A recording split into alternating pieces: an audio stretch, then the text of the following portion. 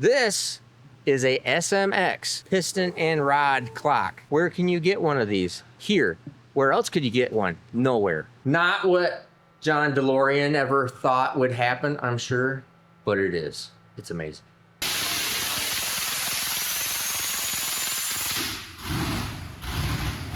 You're gonna look at this and you go, holy cow, that is like rocket science genius.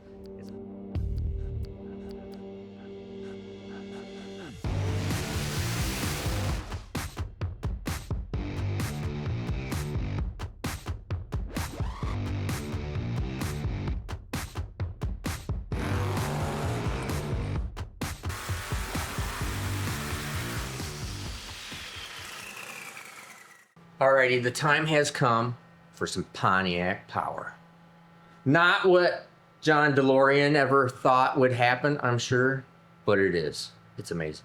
This engine right here is 535 cubic inch, I believe. And it has a 4,650 stroke crank, 4,350 bore. So figure out the math on that, because right off the top of my head, I can't remember exactly what it is. But a 4,650 stroke crank. Now, big stroke in this thing. This is a all aluminum. So this is a Kaufman high port heads. Nice piece. The block is a, oh darn, what is the block? The block is, you get the block from Kaufman too. But all of these parts were all purchased pretty much already. Block, heads, crank, I believe he had the rods, intake manifold, this full ported Edelbrock Victor Pontiac intake manifold. Joe Del Judas had all this stuff, and so Joe has been working on this project forever. And he had been just acquiring parts, and he brought it to us and he says, can you finish this thing?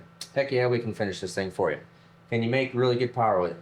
Heck yeah, we can make really good power with it. Can you put a Torque Storm supercharger on it? Yeah, we'll put a Torque Storm supercharger on it. All right, so we did all of that stuff. This is also a 55 millimeter roller camshaft with a 903 lifter. So Joe had a whole bunch of the parts, so we did our piston design in this thing, our camshaft, so I designed up camshaft for this thing based on what I figured it would want. So we had made all that, assembled this thing, and believe it or not, these engines just don't bolt together. Like you bought all the parts out of Jegs or Summit or wherever, and you just click it all together. Believe it or not, it does not go that way. So there was a lot of little things that we ended up having to do on this, but one of the key things that we also did, just for cosmetic reasons, was we are making billet, and I mean billety, bad boy, glorious, makes you just want to touch it and pet it all day long. This is really particularly smooth, actually. Billet valve covers. Because the valve covers that he had for it, though initially they looked nice, when I took them off, I noticed that they weighed nearly 75 pounds apiece. It is quite astronomically heavy. And it was just because they're a cast cover and they machined and put their logo on it, but holy cow, are these things heavy. And I'm not gonna lie to you. I mean, I think that it's okay looking, but I mean, it's maybe slightly ugly. But this looks so much better, and Joe was really super excited about that. But we did have to change a bunch of stuff. A roller rocker arm, still on a stud mount, so a stud mount roller rocker arm. And we'll probably do a quick valve lash here on it after I make a pull on it, and just make sure we look at everything. Everything looks good. So we'll show you the rocker arms, what's on it for valve train. This one has an APD blow-through carburetor, the old Steve Morris Editions hat, and like I said, Torque Storm 84, or is this 80? They either call it 84 or 83 millimeter. I can't remember which one they call it. But this is all really nice stuff. So haven't really done a ton of Pontiac stuff, so you kind of have to just figure things out. I do it all the time. We just have to figure it out. And that's what we've been doing. So we have been working on this, figuring this out, how everything works, goes together, runs. You got to touch this, modify this, rub this, touch that, all that kind of stuff. But that's perfectly normal. We're just totally used to it. Oh, then I could not make the exhaust. His headers would not fit the dyno. We're not going to build custom headers just for the dyno.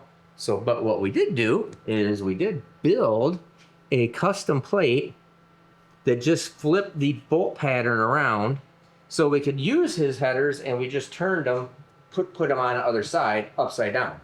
So normally that header tucks in real tight underneath the car. Well, it tucks in real tight underneath the car and hits all my dyno and starter and everything.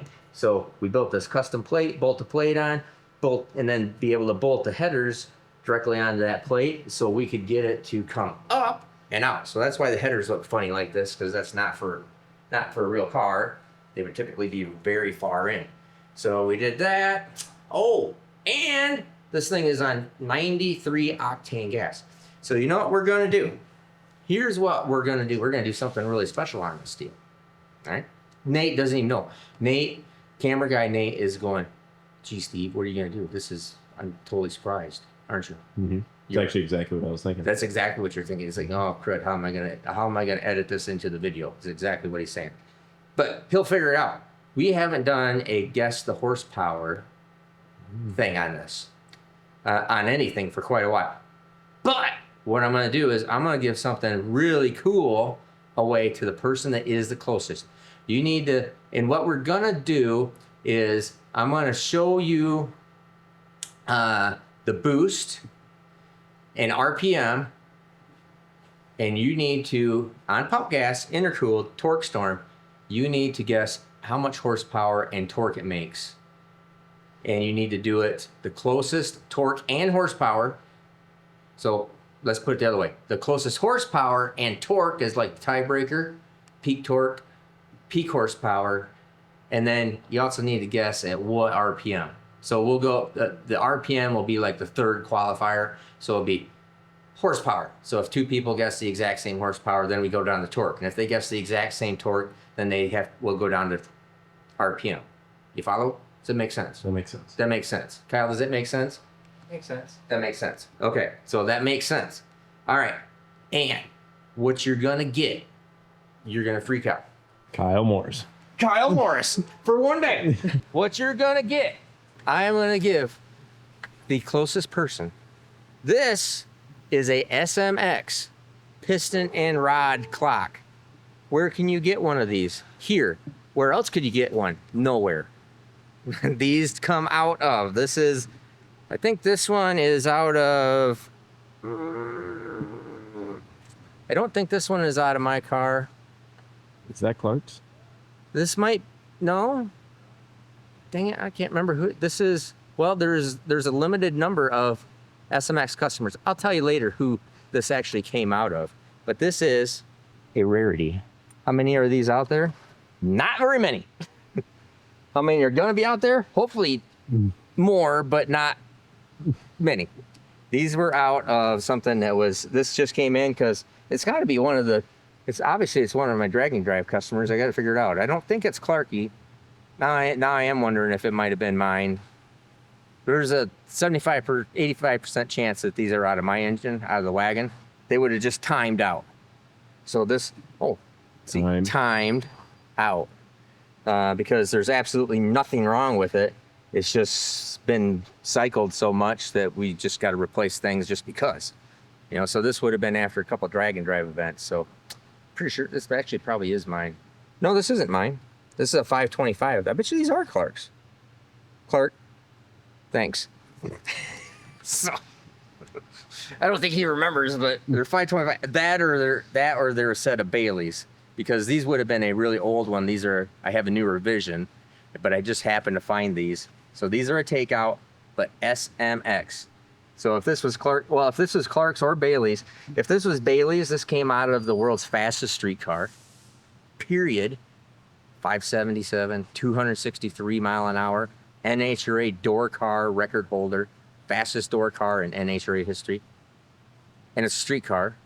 These pistons rods would either come out of that or out of Clarky's car, which is the fastest Gen 5, blah, blah, blah, blah, blah, such and such, 268? Mm-hmm. 268 mile an hour in the standing mile, standing half mile, 700 at like 210 mile an hour in the quarter mile. I mean, and obviously drives the jeebas out of the thing. So anyways, you guess it. Closest one is going to get this. When are we going to do this? Well, this video is on Thursday. So we're going to look at all your stuff over the weekend. Make sure you leave a comment. Make sure you tell your mom, say, Mom, go over here and guess this because I want to make sure that I win that piston clock. Then you have your girlfriend, your wife, your husband, whoever it is.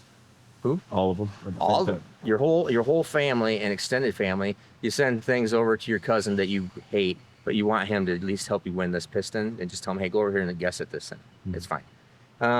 So anyways, make sure you do that. So leave your comment because we're going to be giving this thing away, and I'll announce this on Tuesday, the day after Labor Day. So let's get after this thing and start dynoing.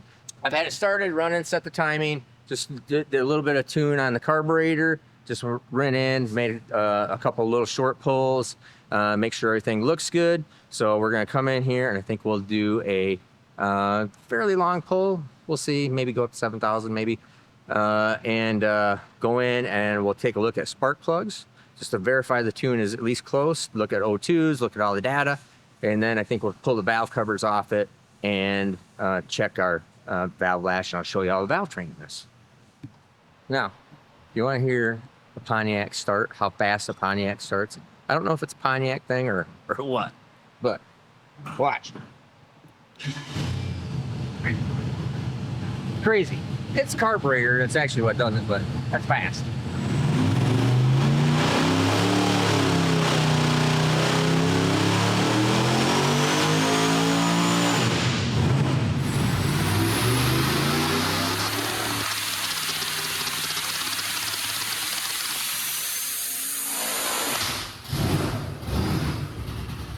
What do you think, Joe?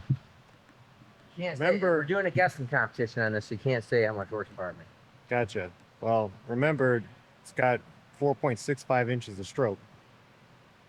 So it ain't going to 8,000 RPM ain't happening. It could. Alrighty, so what we're doing here is, so this way I can keep working on the tune-up and we'll do some stuff, and you won't know what kind of power this thing's making, but you can see the boost curve, fuel curve, and O2.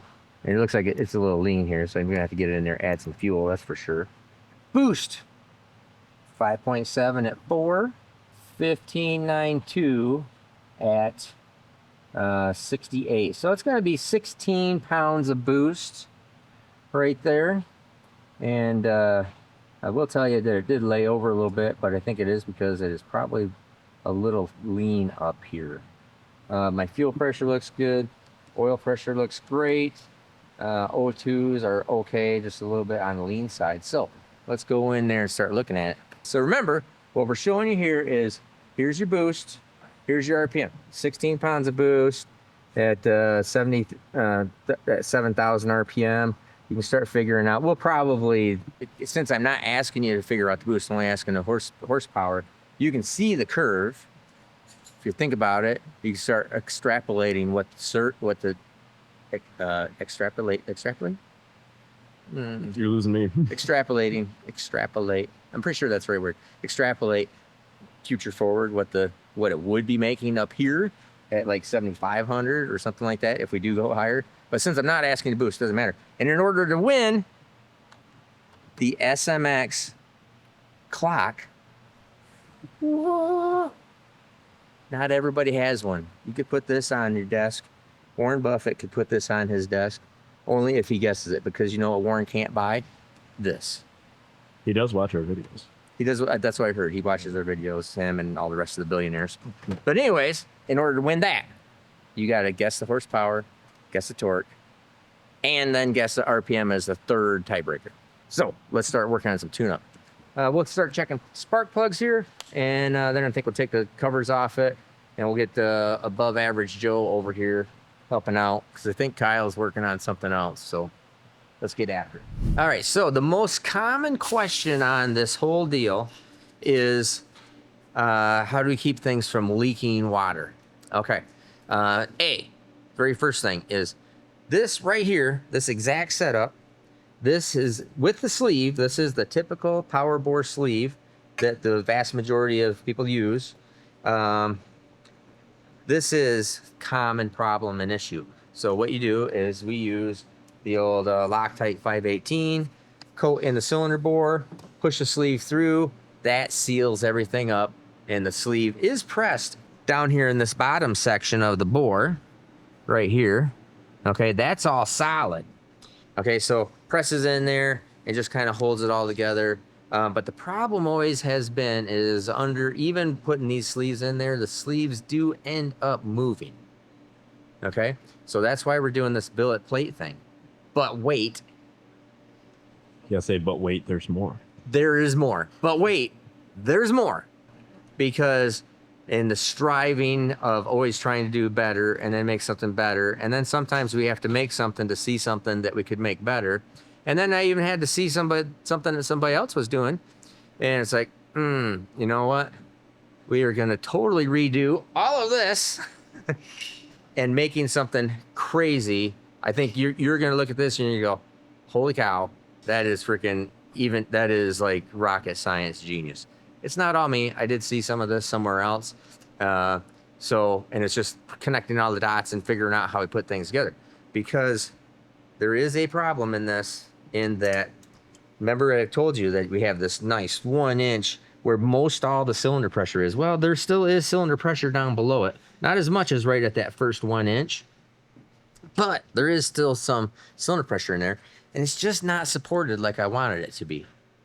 Come back Saturday, because I got a crazy CNC machine. So for the long weekend video, we have a crazy CNC machine video, and I'm going to show you exactly what we're going to be doing, and some modeling and how we're going to actually make this thing even better. We're going to call it the Super Billet deck plate. Super Billet deck plate, big bore block. Super Billet deck plate. Billet super deck. Super deck, it's super something. Super Billet deck plate. Super Billet deck big bore block. Okay, yeah. And it's going to tie things together and really keep things fully supported and help with block twist in the cam tunnel. Make sure you come back on Saturday. Now, back over to this Pontiac.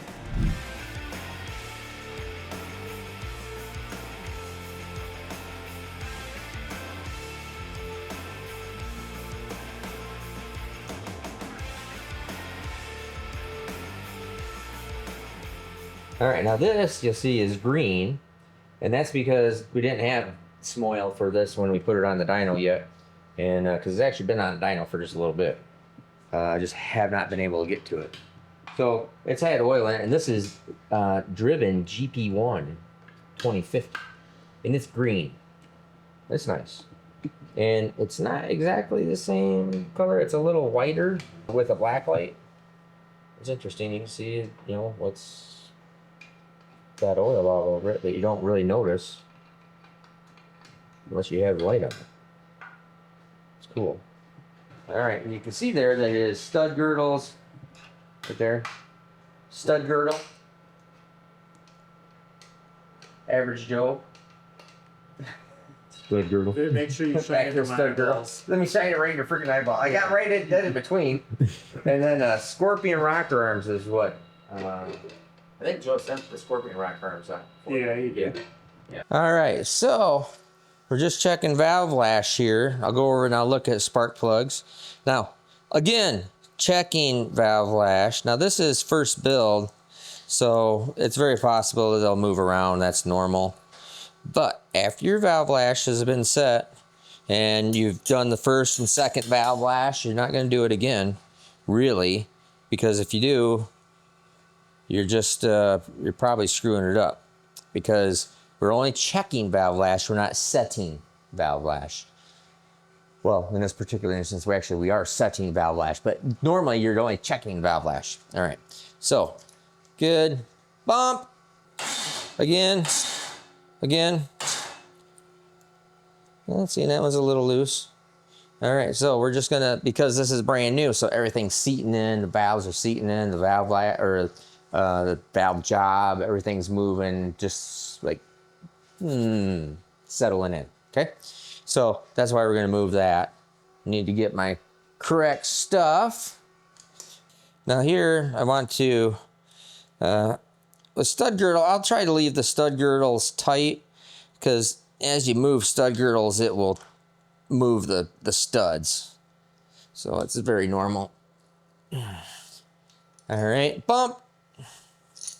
We're doing the intakes. I'm sorry, doing the exhaust. Bump, bump. All right. That one's a little loose too. Now, actually,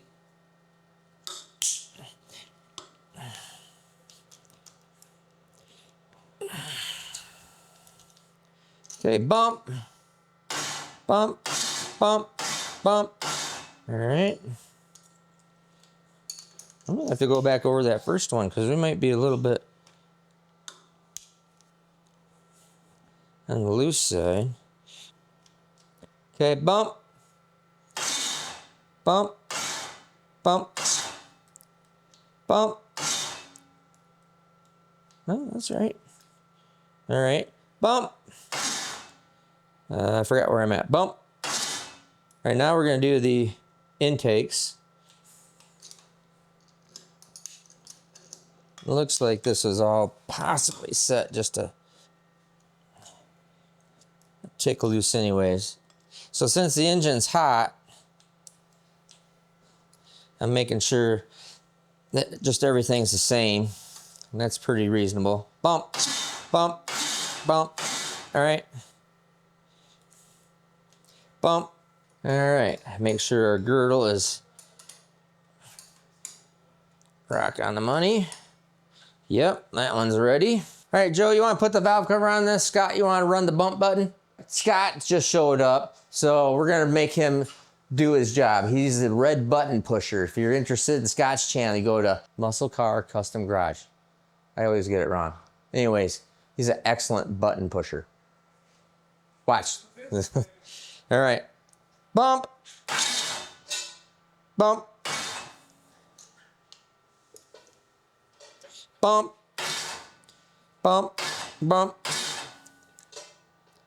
Oh yes, this has a Milidon gear drive, and you can see right here where we set this up in a previous video. So this engine's been on a previous video, and you can see it right here. But it's not whining, that's for sure. Excellent job, Smithers. Excellent. Put the valve covers back on these. Now, the spark plugs, Nate said that he saw, camera guy Nate said that he saw a little bit of fuel coming out of it. And so I'm gonna investigate that and figure out where that's coming from and go through and tighten stuff up. So I'll take a look at that. And then, did you see the fuel coming out of the carburetor? Go back and see. Or is Nate seeing it? Or is Nate, yeah, Nate's imagining stuff. He's does weird things when he leaves the shop. I don't know what he does, but spark plugs look like we need a little more timing in it, which is fine. And I think that, you know, we're going to take the carburetor apart anyways to change some jets, because I want to just give it a little more jet in it. And I think we'll give it a couple more degrees of timing, and then come right back at this thing, make another pull. So like I said, of course, it doesn't matter to you because you're only looking for the peak horsepower, peak torque at RPM. Kyle is, look at Kyle. That kid's excited right now. He's excited about this whole freaking deal. Carburetors, he loves them. Anyways, we're gonna put this thing back together, and I'm gonna start changing some jets.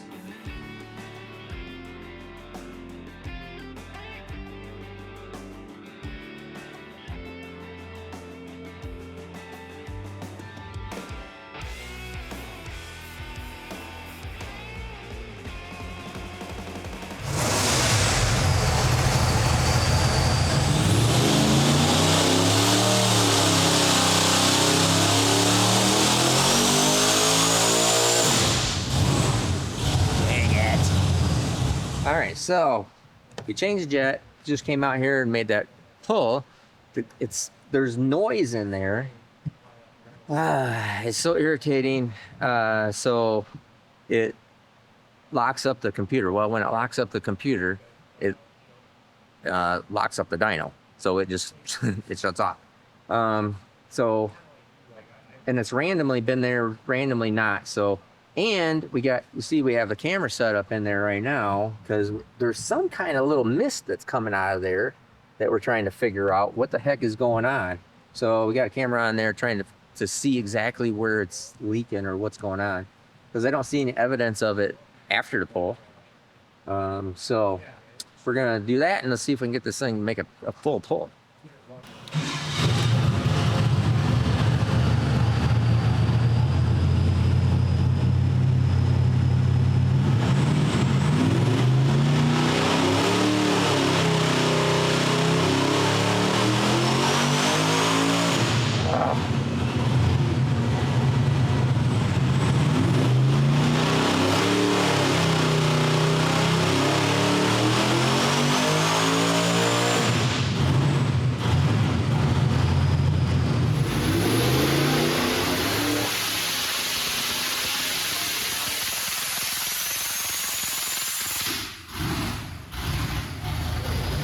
Believe it or not, it's got to be something backfeeding through the 110 circuit, because if I hook the computer up to that outlet instead of this outlet, it doesn't freak out. Dewey is ready to ship. Dewey is ready for shipping. Yep, there you go. Okay. Anyways, so that's what fixed the dyno. Here is the final numbers, not including horsepower, torque, and we are at exactly what I figured. 16.5 pounds of boost at 7,000 RPM. O2 looks good. Just gets a tick on the leaner side up here. It might lean or add just a tick more fuel to it, but it's not gonna make much more horsepower just to make it safe. O2 looks real nice. Everything's good there. Super good oil pressure. Fuel pressure, sweet. I think everything is really cool. So make sure you guess the horsepower on supercharged Pontiac. It is a pretty phenomenally good piece. Remember, this is on pump gas, 93 octane, 91, 93 octane, and that is exactly what we're running it on. So it is not, race gas tuned. We can definitely make some more horsepower with race gas because we can put some more timing in it, point blank. Just put more timing in it, a little more fuel. Bada bing, bada boom, makes more horsepower. Honestly, I'd probably make another 100 plus horsepower on a race gas tune, but that right there is a drive it anywhere you want to go Pontiac. So remember, leave your guess. Best guess wins. The piston rod clock, the SMX piston rod clock, not there. And come back on Tuesday because we're going to tell you what it is. So remember, like, subscribe, leave your comment, and make sure you share this. Got to get our algorithm back up, man, because the videos counts just been sucking. So anyways, I appreciate all you guys. Have a great day.